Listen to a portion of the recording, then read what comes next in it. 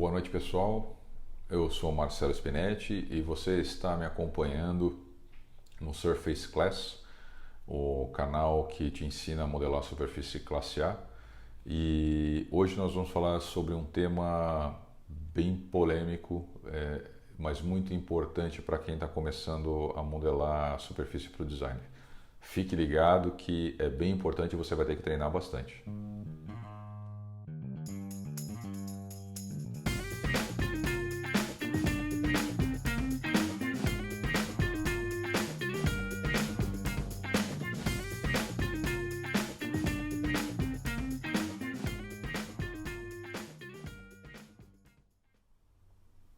Olá, primeiramente eu vou pedir para você se inscrever no canal, se não é inscrito. Se você já for inscrito, verifica se ainda está ticado lá com inscrito, porque muitas vezes acaba desselecionando.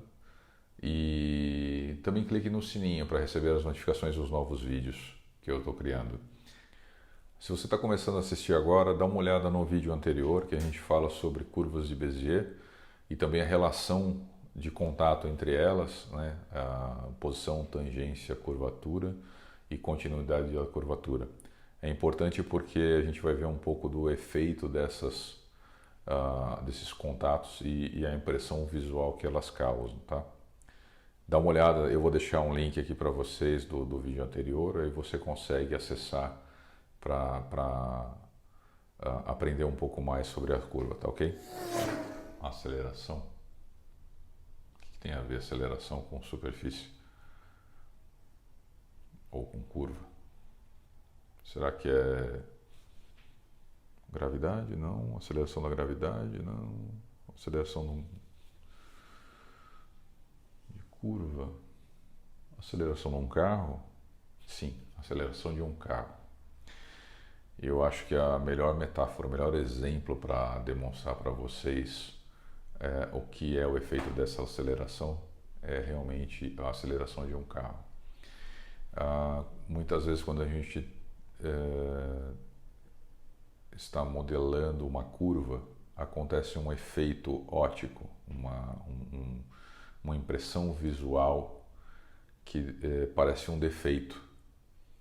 E a gente chama de aceleração porque é muito similar com o que acontece com o nosso corpo quando você está dirigindo em linha reta e vira abruptamente o volante, então você muda a direção de movimento e a inércia faz com que você desloque para um lado ou para o outro, né? Então é mais ou menos o que acontece na curva. Você está trazendo uma linha com uma curvatura. Quando você muda abruptamente a curvatura, dá a impressão que ela cava ao contrário. Então, ao invés de eu ficar no blá blá blá aqui para vocês imaginarem e tudo mais, eu vou mostrar no snapshot que eu fiz e a gente vai conseguir visualizar melhor isso daí. E fique ligado porque vai precisar treinar para perceber isso daí. Bom, para começar a nossa explicação de aceleração, eu vou precisar criar aqui para vocês uma curva por 2 pontos. Eu vou colocar um terceiro control point aqui.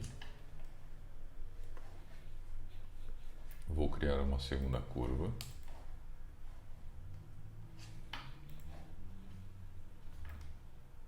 Um pouco menos tensa.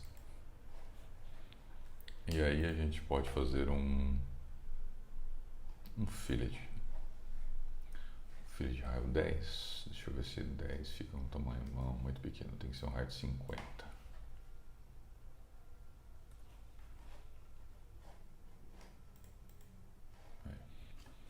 Um raio de 50. Muito bem. Eu vou trimar. Ok. Esse raio que a gente está vendo aqui é um raio mecânico, né? Se eu for analisar a curvatura,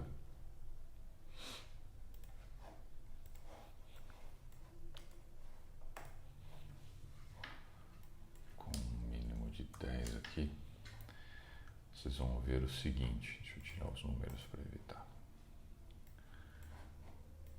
O que acontece? A gente vê que a curvatura das linhas de cima, né, aqui da horizontal e da vertical, elas são menores do que a curvatura do fillet, né? E como é uma transição de tangência, a gente tem uma mudança abrupta, né, de curvatura. Então tem uma curvatura bem que ela vem quase constante aqui, de repente ela muda para uma curvatura mais acentuada, um raio menor no caso, né, uma curvatura mais acentuada. Quando termina ela volta novamente para uma curvatura menos acentuada, né? Se eu fizer aqui agora um blend de curvatura, né, o que acontece com isso aqui? Eu vou tentar deixar uma curva parecida com a outra aqui, eu vou esticar um pouquinho mais para elas ficarem aproximadas.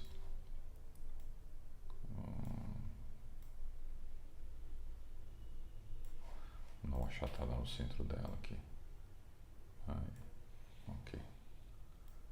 Para ficar numa média, ela passa uma curva de curvatura, não mais uma conexão de curvatura, não mais um raio de tangência, e ela passa numa mediana entre um pouco adentro, um pouco afora desse raio, né?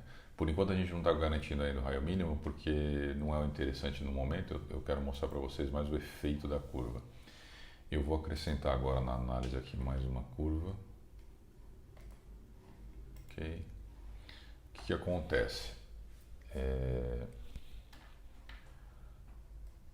O blend que eu fiz, ele começa agora com curvatura, então ele sai num ponto similar com a curvatura da curva inicial. Então ela, em vez de começar com um degrau, né, na tensão aqui, ó, ela começa no ponto zero, só que ela não tem uma conexão direta, ela começa já numa rampa, né? Vai até o ponto máximo, eu tenho um raio ainda um pouco menor do que o raio do corner que eu fiz, né? Então, por isso que você vê aqui que a tensão está um pouco maior. Ela está até um pouco achatada no centro, né? Eu dei uma espalhadinha aqui no centro para tentar deixar o mais constante possível. Se olhar aqui o raio mecânico que a gente fala, né? Ele tem curvatura do início ao fim, a curvatura é igual. Essa técnica que eu usei aqui de abrir um pouco o centro e espalhar um pouco a tangência e curvatura aqui, né? Para começar numa rampa mais afastada, é tentar deixar uma área maior com uma curvatura constante. Está vendo aqui que ela ela não é totalmente a curvatura não é constante de fora a fora, ela tem uma rampa mais inclinada e um trecho com uma curvatura um pouco mais constante. Se eu fizer um blend aqui, ó, novamente, se eu fizer esse blend e não mexer, né, não espalhar essa curvatura como eu espalhei agora, né, o centro aqui, deixa eu deixar ela mais ou menos equilibrada. Então aqui eu fiz o blend e eu não espalhei o centro, né? Tá vendo que ela está mais bicuda. A tangência voltou um pouco, ela está até um pouco mais para fora, né, do raio original. E como ela está com curvatura, ela fica um pouco mais bicuda. Se eu for analisar agora um gráfico de curvatura, o que acontece? Tá vendo como a rampa fica mais leve? Só que eu vou ter o raio mínimo aqui no centro e depois volto novamente. Eu tenho uma concentração da curvatura, né, uma concentração de tensão bem no centro da curva, e eu não tenho um período de raio constante, vamos dizer assim, né? Espalhando um pouco os contrapontos centrais da curva, né? Nessa anterior aqui que eu tinha feito, espalhando um pouco o centro, você pode ver que a gente tem uma curvatura um pouco mais constante aqui, né? A gente tenta simular o raio mecânico acrescentando as curvaturas. Então você não tem as marcas aqui visíveis na superfície, né? Nem aqui e você tenta deixar um raio de curvatura um pouco mais contínuo no centro. Aqui ele está bicudo, aqui ele está um pouco mais mecânico, uma porção central um pouco mais contínua, constante. Tá? Existe a próxima conexão, dá para se fazer da mesma forma, só que é um pouco mais forçada, que é com G3. Né? Se eu colocar aqui G-torção, o que acontece com esse gráfico? Eu vou voltar um pouquinho. Você está vendo que a média dele ainda está mais bicuda, né? Está bem para dentro, um pouco para fora e bem para dentro aqui. Poderia fazer o mesmo processo. Eu deixo ele um pouco mais próximo aqui e depois eu retorno com a região central para tentar colocar numa média. Vamos lá, volta mais um pouquinho, opa, foi muito. Vamos tentar deixar numa média aqui e ver o que acontece. Vamos lá, vamos ver agora. Esse é o gráfico só de tangência, esse é o gráfico de curvatura e agora eu estou acrescentando o gráfico de G3. Tá aqui, ó. Qual que é a diferença? Eu consegui ainda manter uma região central um pouco mais contínua, né, para simular o raio mecânico, né? E aqui na lateral, em vez de eu terminar a zero, simplesmente, vou aumentar aqui um pouco o side para a gente ver, né? Que, ao invés de ele acabar como na curvatura, ele acaba a zero aqui com uma rampa e bicuda, eu tenho uma continuidade, por isso que é a continuidade da curvatura, né? Você vê que a curvatura do fillet vai diminuindo aos poucos até encostar novamente na curvatura da curva número 1 de referência, né? Tensão da curva número 1. Aqui também a tensão da curva número 2. Então, se eu apagar agora o fillet, dá para você ver aqui, ó, antes e depois, antes e depois. Então, eu tenho uma região aqui mais constante simulando o fillet mecânico, com uma transição bem mais suave. A gente vai poder ver isso aqui depois no shading, mas na própria curva aqui a gente consegue identificar isso. Eu vou tentar mostrar para vocês aqui e o motivo da gente fazer a aceleração, né? Muitas pessoas acham que o simples fato de você fazer o G3 numa curva, você já está salvando a curva, ela já está boa, né? Eu fiz uma conexão G3 aqui, está perfeita. Não é assim que funciona, né? Você pode ter matematicamente uma boa conexão, mas acontecem graficamente, acontecem algumas distorções. E essas distorções podem ser gráficas, elas podem ser simplesmente pela alteração da tensão ou pela proximidade de uma outra curva. Então vamos analisar aqui, eu vou tentar ilustrar essa diferença. Tá? Vou acrescentar aqui mais uma análise de curvatura dela para mostrar a tensão. Eu vou aumentar um pouquinho esse gráfico, ele vai ficar maior aqui. Pô, acho que vai ficar muito exagerado assim, 50. Né? Então aqui eu tenho uma análise do gráfico conforme ele vai mudando. Eu já deixei ele bicudo, não estou me importando com raio mínimo, nem simular um raio mecânico aqui. Eu só quero realmente uma conexão G3 para ilustrar.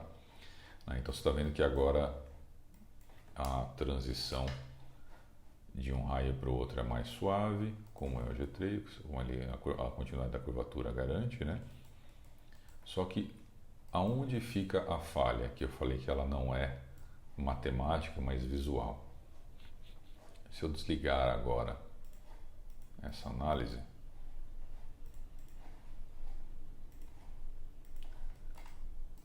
e analisar um pouco essa curva, ela dá a impressão de ter um achatamento aqui. Poxa, mas um achatamento é um achatamento. Porque o que acontece? Mesmo que eu tente simular o G3, né? Fazer o G3, não simular, fazer o G3 conectando de uma forma mais gradativa, Você imagina que o que a gente chama de aceleração, né? O pessoal fala que a curva está sem aceleração, então ela dá a impressão de achatado. Na verdade, o que acontece eu tenho uma tensão contínua de uma curva. Quando eu chego na borda, eu começo a aumentar a tensão para fazer a curva e depois retornar para outra curva. Funciona mais ou menos como a aceleração centrípeta, que você está no carro, você vai virando o volante, né, fazendo a curva. Quanto mais suave você vira o volante, menos você sente a inércia jogando você para fora, para a direção oposta da curva, né? Se você jogar de uma vez, você é arremessado contra a porta. A mesma coisa aqui. Visualmente, a gente chama de aceleração por causa disso. Quando você muda a aceleração de uma forma axial para uma forma radial, né, a velocidade que você imagina aqui numa curvatura dessa, quando você muda abruptamente, dá a impressão de ela estar ao contrário, como se estivesse arremessando para o lado oposto. Então, o que acontece? Se você acompanhar o mouse aqui, ó, ele vem numa tensão contínua, contínua, contínua. Logo a hora que ele começa a mudar a tensão, dá a impressão dela estar ao contrário aqui, ó. Parece que ela está cavada ou achatada. Muitas pessoas chamam isso de cotovelo, né? Que é essa impressão do cotovelo aqui, né? Aqui realmente tem uma tensão positiva, negativa, depois a curva, né? E se você olhar no gráfico aqui, ele simula isso, mas como a gente viu no gráfico, ela está sempre positiva, toda a tensão está para o mesmo lado, né? Ela, em nenhum momento ela inverte. Só que o fato dela aumentar abruptamente, né, consideravelmente em relação à tensão anterior, dá essa impressão. Isso é uma coisa que a gente só vai perceber treinando a vista, treinando os olhos. Muitas pessoas olhando esse vídeo não vão perceber. Eu vou fazer uma simulação agora para tentar mostrar o que eu enxergo aqui, né, desse cotovelo ou dessa aceleração, né, a falta dessa aceleração. Eu vou extrapolar, duplicando, né, e eu vou mover essa curva agora de forma a ela cobrir essa área que eu demonstrei para vocês. Eu vou aumentar o grau para 5. Eu também quero visualizar os control points aqui para ficar mais didático, né? Então, eu aumento o grau da curva, eu vou dar um stretch para que você possa olhar mais proximamente, né, mais aproximado. E agora a gente pode alterar a curva. O simples fato de eu fazer isso aqui, ó, o que significa que eu estou fazendo? Imagina que a distância entre os control points representa a velocidade do veículo, né? Então eu venho aqui numa velocidade maior e venho diminuindo até chegar na curva, né?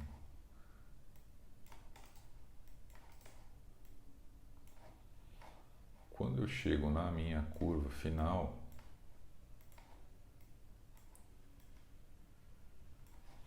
você percebe a região que eu falei que há um achatamento, dá a impressão de achatamento? O que eu estou fazendo? Eu estou aumentando gradativamente a curvatura, né, de forma a melhorar o gráfico dela, para acelerar e entrar para o corner aqui de forma mais suave.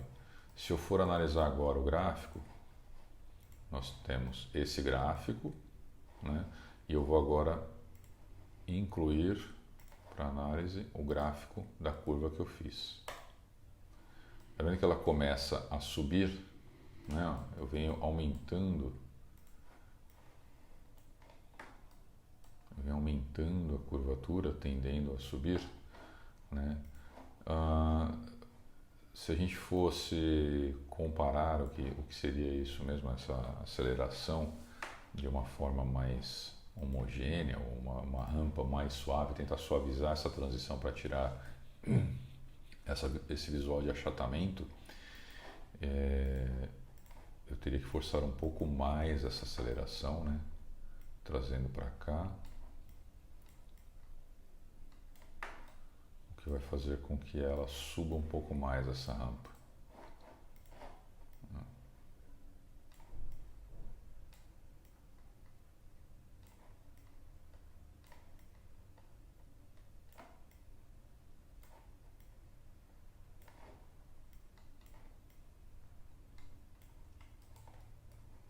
Qual que é o limite? Como que eu posso controlar isso?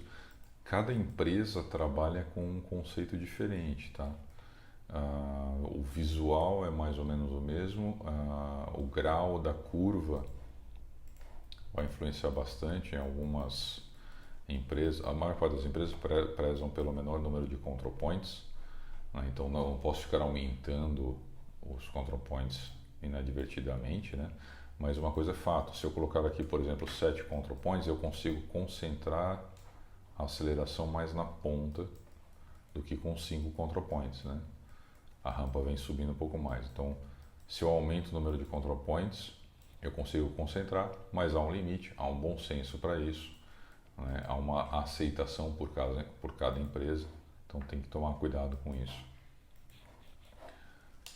Se eu extrapolar mais um pouco essa curva, o ideal é que esse gráfico simulasse o que faz a minha curva de baixo. Está vendo que ela está aumentando demais porque ela está torcendo já aqui, né?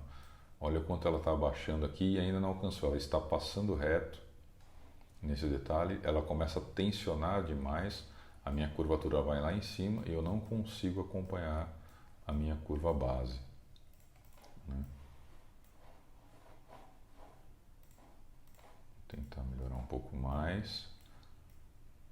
É o modo ideal? Não, não é o modo ideal. É um dos métodos utilizados. Algumas empresas, algumas pessoas, existem profissionais que eu chamo de puritanos, são aqueles que não gostam de acelerar a curva, concentrar os control points para um lado só.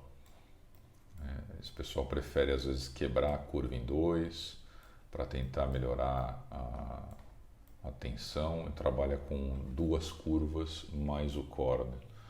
Eu acredito que quando você faz isso é como se você estivesse aumentando o número de control points. Se você tiver 2 curvas de grau 5, você vai ter 10 pontos de controle, né? Então é um tanto relativo, depende muito do ponto de vista de cada um e margem para muita conversa e discussão, né?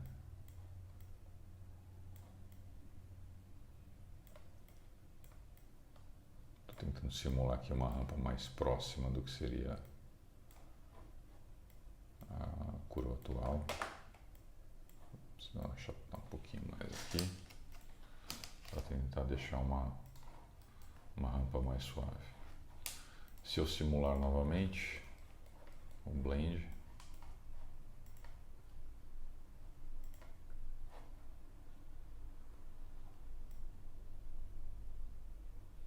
eu tenho um pequeno desvio aqui na altura dela, né? Tem que ver se é permitido ou não na forma do carro. Você tem um desvio desse, aí você controla, talvez tenha que subir um pouco mais, né? Mas aqui, como é para forma didática apenas, eu vou ignorar essa distância. E vamos analisar novamente agora a curvatura.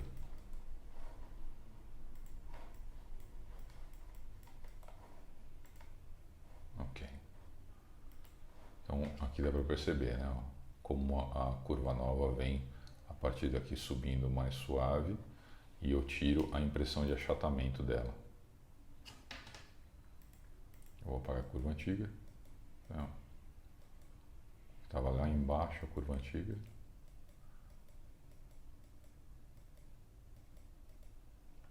A tensão, a intensidade, né, o raio mínimo, tudo isso tem que ser controlado.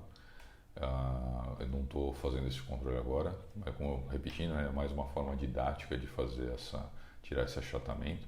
E aqui você já consegue ver o quanto a gente está subindo para tirar esse achatamento, né, para suavizar. É aquilo que eu falei, como se você estivesse vindo com um carro, você já começa aqui atrás a tensionar o carro, a levar o volante para o lado que você quer fazer a curva, né, para suavizar ao máximo possível a entrada da curva.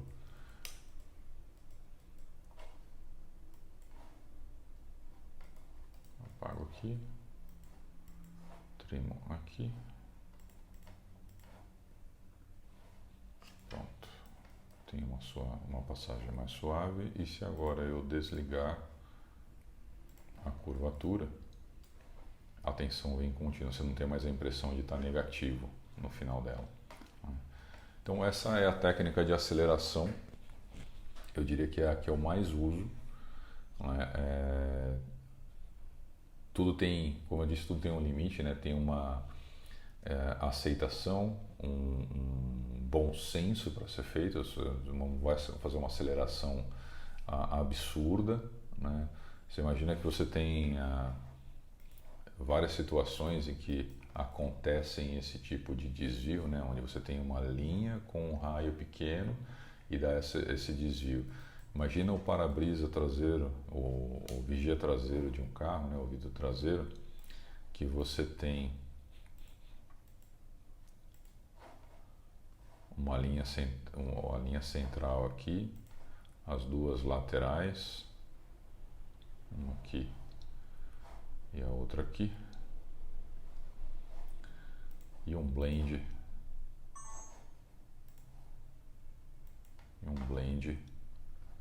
entre as duas, né? Quanto menor for essa relação,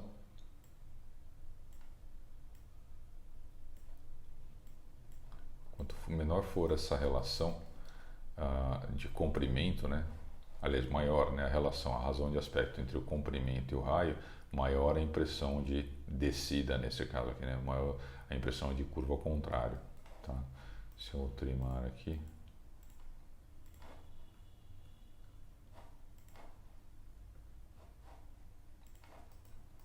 quanto maior for essa diferença entre o comprimento do raio, né? A distância do final do raio até a tangência dele e o comprimento, maior a impressão de quebra aqui. E nesse caso eu não consigo estender essa curva, jogar em grau 7 para acelerar o mínimo possível aqui para entrar no raio.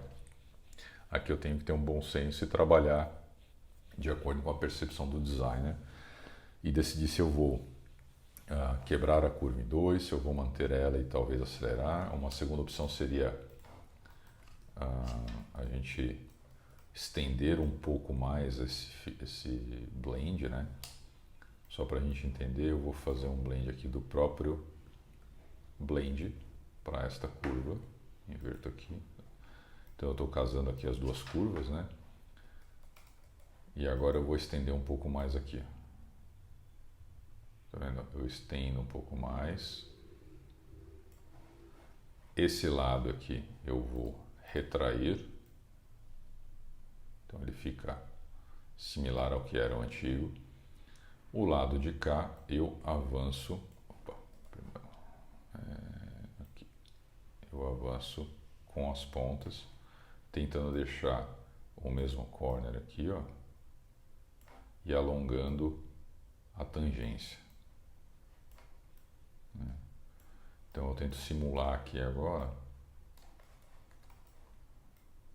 a curva antiga até certo ponto.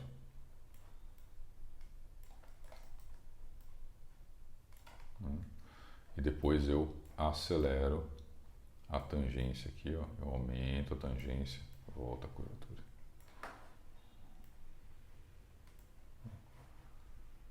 Fazendo com que o ponto inicial que estaria aqui venha para trás, eu tenho uma distância maior, uma média e uma menor.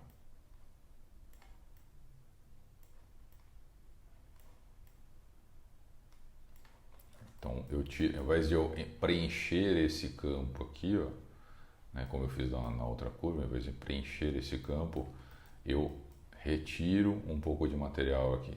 Então, eu tiro a impressão de negativo. Tá? Apago essa daqui, ó, e acelero ela para cima. Tá vendo? Antes e depois. Ok? E aquilo que eu falei, né? Uma coisa é a impressão visual da própria curva, né? O próprio desvio pela diferença de curvatura de um lado para o outro. E outra coisa é fazer um exercício rapidinho aqui.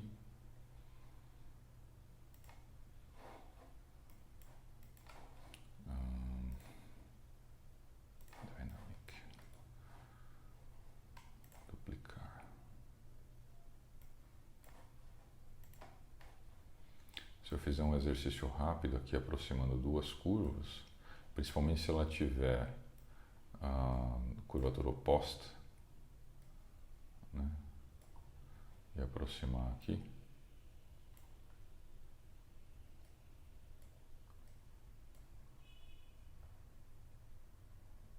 Caramba. Aqui.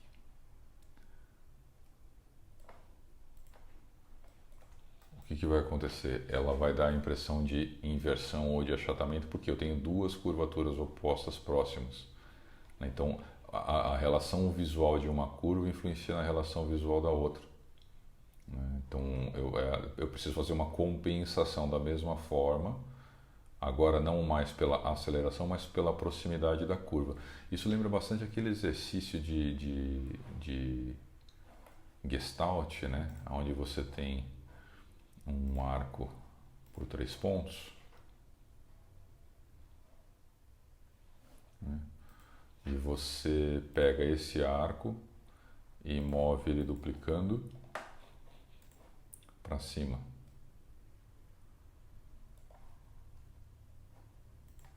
Aí você pergunta, né? Qual que é o raio menor, o de baixo ou de cima? Aí o de cima dá a impressão de ser um raio menor que o de baixo. Esse aqui parece ter um raio maior e esse é um raio menor. Quando na verdade é o tamanho do raio mesmo. E se eu trouxer ele para baixo,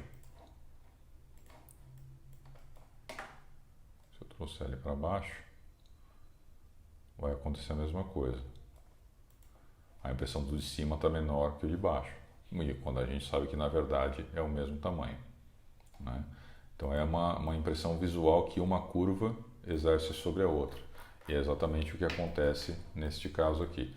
Então, onde você tem uma tensão maior, dá a impressão de o lado oposto está achatado. Onde você tem uma tensão maior, dá a impressão de o lado oposto está achatado. E assim por diante. Então, mesmo que você acelere uma curva e deixe ela boa individualmente, se ela está em um contexto com demais curvaturas, ela acaba criando essa distorção. Então é interessante que a gente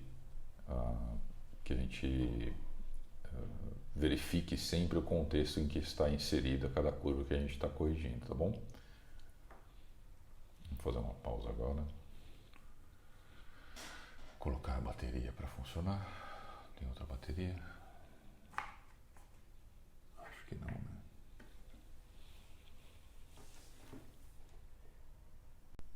Muito bem, retomando o segundo vídeo. Isso aí. Ok.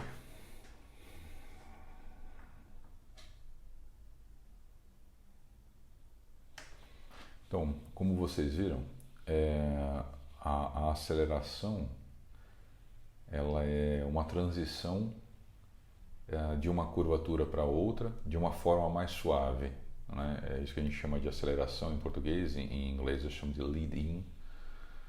Então, esse lead-in ele é necessário muitas vezes, não só em curvas, mas em superfícies também. Na curva a gente vê um achatamento leve, na superfície fica uma marca, uma sombra, né? Eu vou fazer aqui um shading para vocês verem a diferença. E também não é só a tensão que influencia, né? Como eu disse, o contexto faz bastante diferença. Só para a gente fechar com um extra aqui, né? Se eu fizer aqui um ruled desta superfície, opa, errei! Novamente, um ruled dessa superfície em Y aqui, né? E eu der um shading, eu tenho a impressão de achatado nessa sombra, enquanto aqui ele não tem a impressão de achatado, ele passa direto. Deixa eu ver se eu consigo, se a luz me ajuda um pouco melhor do que simplesmente virar a peça. Então, mais uma vez, aqui eu tenho uma transição suave de luz de um lado para o outro. Eu acho que aqui dá para ver bem. Olha a mancha que fica aqui, ó, justamente por estar achatado. O lado de cá ele fica com uma sombra, eu estou com a luz praticamente na diagonal entre as duas aqui, ó, e o lado de cá ele apresenta uma mancha maior, e aqui eu tenho um degradê. Né? Aqui tem uma mancha e aqui tem um degradê. Então, onde nós fizemos a aceleração, a gente não tem o visual dessa mancha da superfície. São detalhes aí que a gente vai aprendendo na classe A e propagando. Ok? Existem diversas maneiras, essa é uma das. Se você conversar com outras pessoas, cada um vai ter uma técnica própria. Mas o mais importante é treinar a percepção, porque é uma situação muito específica. Dificilmente uma pessoa que está começando aí na modelação vai perceber isso, ele vai ter que treinar um pouco a vista para ver esses pontos. Muitas vezes eu estou ensinando a pessoa, eu falo que tem uma chave, mas eu não consigo ver. Quando eu faço essa aceleração, né, essa extrapolação, e depois eu tento simular a transição com a curva, aí a pessoa vê realmente aquele vale, né, que está faltando um pouco de material ali, a gente está preenchendo com a curva e começa a entender o porquê e vai testando aí, vai treinando a sua vista, treinando a sua percepção, tá bom?